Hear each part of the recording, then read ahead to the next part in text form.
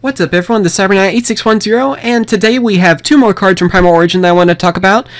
These are two main ones that I think are really worth talking about, but if there are any other cards, from the set that you guys want me to talk about, of course, like new Sylvan stuff or Battling Boxes, I mean, there's a lot still that I still haven't made a video about.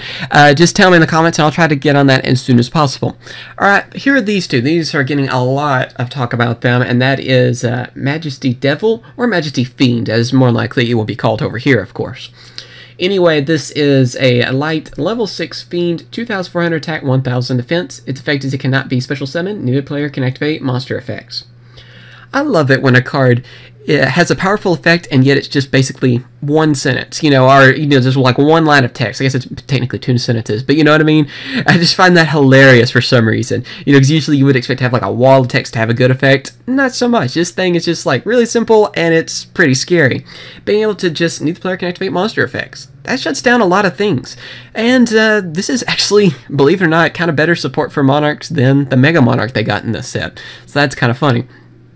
So yeah, it's a great card. It's basically, for people that haven't noticed yet, Vanity's Fiend. I don't know if it's a grown-up version of him, or if it's supposed to be like a brother, or what's going on. I don't really know the lore in that. It looks like it's an older version of him to me, but I'm not really sure. And that card was always really useful for like Monarchs and stuff too. So I can't wait to see what this card's going to be able to do. I mean, how people are going to be able to use it, because it looks like it's going to be one pain of a card to get around. It can shut down a lot of different decks out there, and yeah, I find it to be a really awesome new card for them as well. And that's not the only scary card we're talking about today. It is Dawn Knight. Basically, we've seen these other cards, like that. The other attribute knights, basically. There is one for every attribute. I don't think we've had a dark one yet, except for, of course, Armageddon Knight. I don't know, does he really count for this?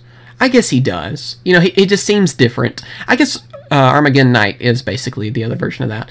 Anyway, let's go ahead and read off the effect on this. It is a level 4 light warrior, 1400 attack, 1000 defense. Its effect is if this card is sent from the field to the graveyard, you can send one light monster from your deck to the graveyard. If this card is sent from your deck to the graveyard, you can target one light monster in your graveyard and place that target on top of the deck. You can only use one Dawn Knight effect per turn, and only once that turn. So yeah, basically anything with light monsters this will work with. I mean, Light Sworns, Noble Knights, this could probably work pretty well with too. This is something I want to test out. Also, it being, a warrior and everything too, it looks like it would fit perfectly, really. So yeah, it's a scary card for them. It's basically, I guess, the light Armageddon Knight, if you... that kind of rhymed. I amuse myself, I guess, easily.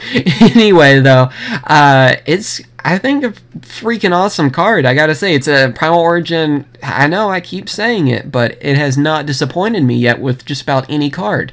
And, I think this will be a great addition for a lot of different decks out there. I can mainly see it helping Light Sworns and possibly Noble Knights.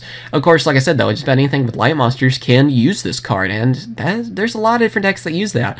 I mean, that's what makes it scary about seeing support for light attributes and dark attributes, because, well, there's a lot of scary archetypes. Most of the top decks out there in the meta are light and dark attribute type things. I mean, I guess you could even use this in Chaos Dragons, possibly. I'm not really sure. It's something I would like to test as well.